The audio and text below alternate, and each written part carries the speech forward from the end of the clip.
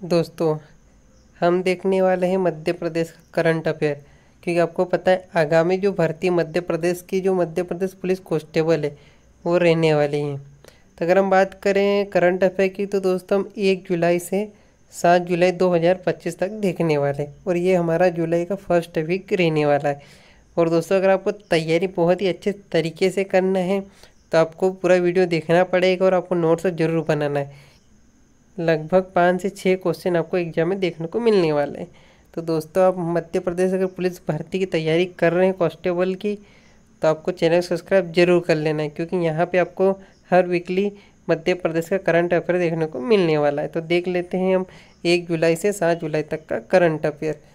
तो दोस्तों जो जल गंगा अभियान जो अभी चला था तो कितने दिनों तक चलाया गया, तो वो चलाया गया था 90 दिनों तक चलाया गया था। कितने दिनों तक चलाया गया था? 90 दिनों तक चलाया गया था। अगर हम बात करें इस अभियान की तो ये अभियान क्यों चलाया गया था, तो इसका उद्देश्य क्या था? तो इस अभियान के तहत नदियों, तालाबों और पुराने जल स्रोतों को बचाने का काम किया।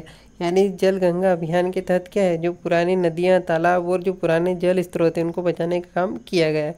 वहीं दोस्तों इस अभियान के तहत 10 लाख से अधिक आबादी वाले निकाय में जो प्रथम स्थान पर कौन आए हैं, तो भोपाल पहले स्थान पर है और दूसरे स्थान पर इंदौर है, तीसरे स्थान पर जबलपुर है।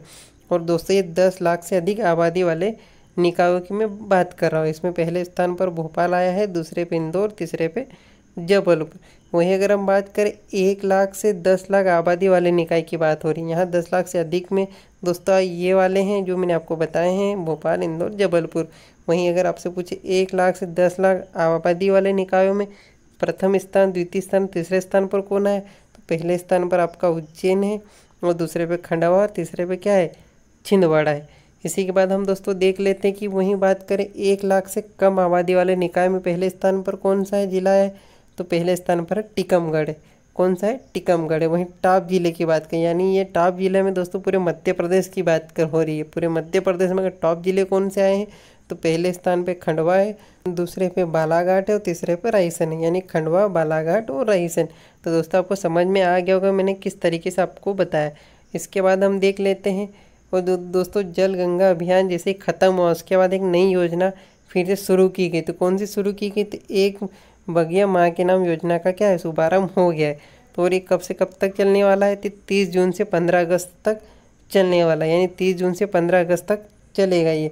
तो इसमें जो 30 जून से जो 15 अगस्त तक चलेगा दोस्तों, तो इसमें क्या है, जो सरकारी ज़मीनों पर क्या है, पौधे लगेंगे।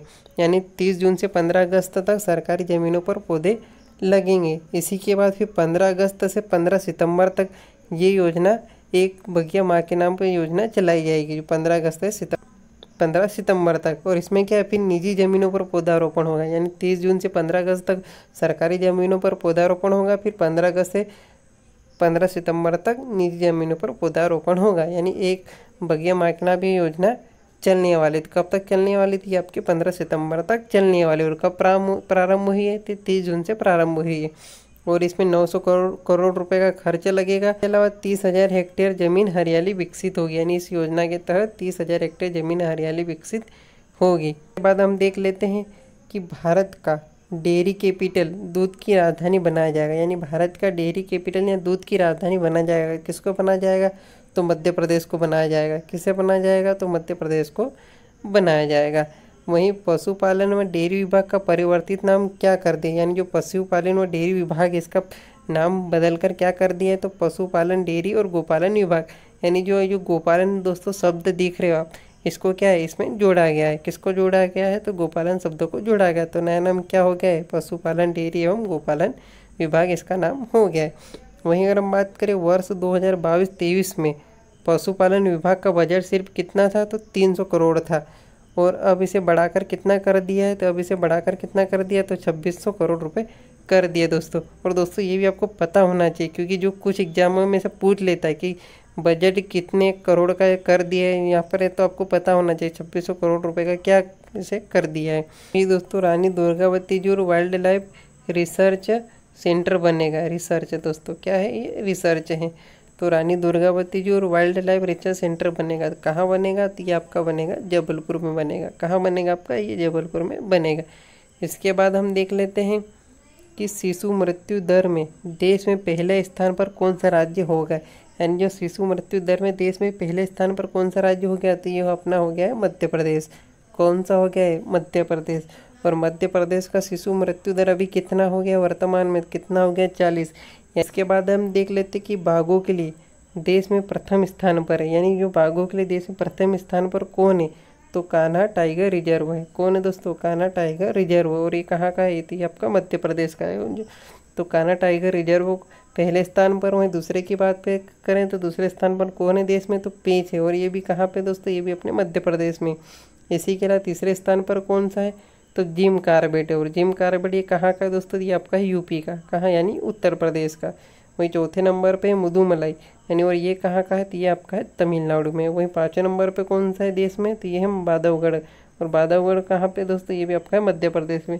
वहीं कान्हा टाइगर रिजर्व की बात करें दोस्तों, तो यहाँ पे टोटल कितने बाघ हैं, तो वहाँ पे कितने हैं, तो 105 है। और ये 105 की जो रिपोर्ट है दोस्तों 2023 में जारी की गई थी, उसके अनुसार कान्हा टाइगर रिजर्व क्या है, देश में पहले स्थान पर है। वहीं पेस की बात करें तो पेस में कितने हैं दोस्तों, वहाँ पर है 77। ठीक है। इसके बाद हम देख लेते हैं कि मध्य प्रदेश का पहला डिजिटल शहर बनेगा, तो कौन सा शहर बनेगा आपका, तो आपका बनेगा इंदौर। कौन सा शहर बनेगा, इंदौर बनेगा।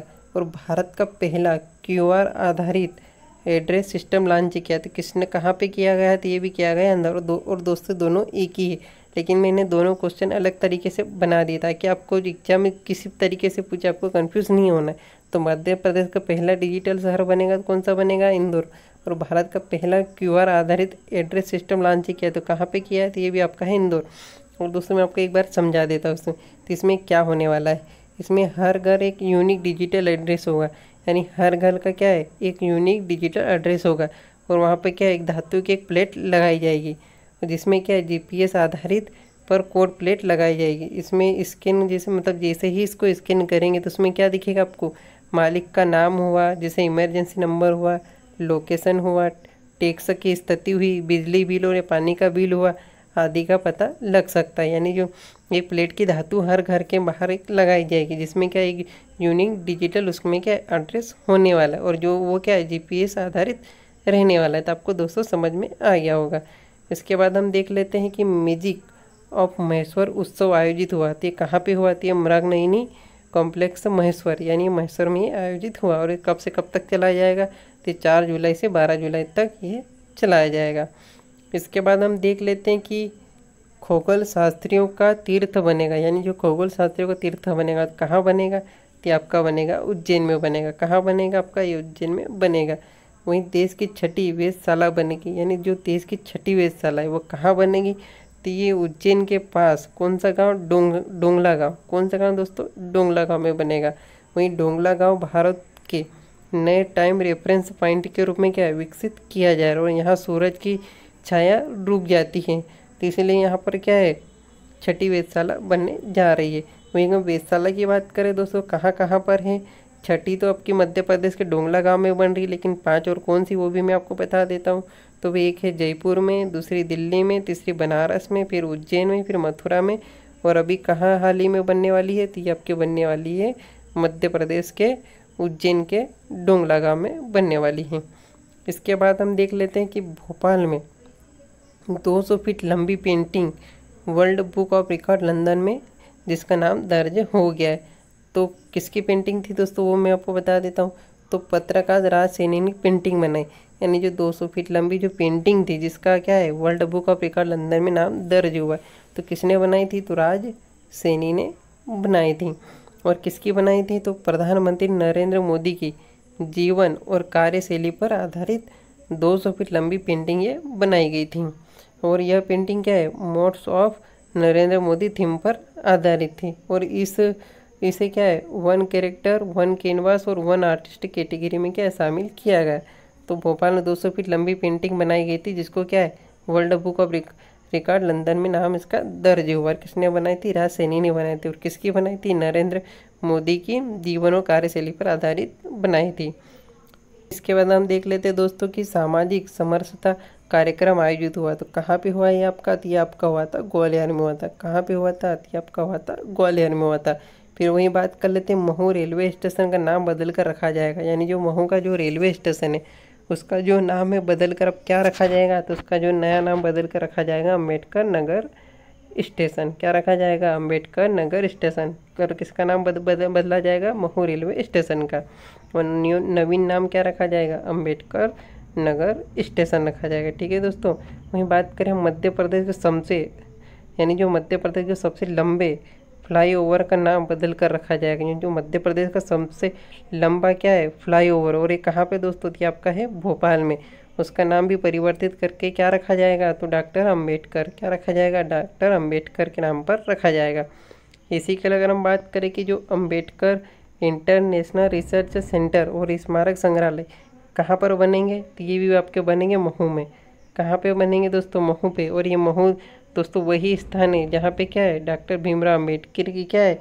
मूर्ति की स्थापना की गई है दोस्तों। तो ये भी आपको याद रखना है।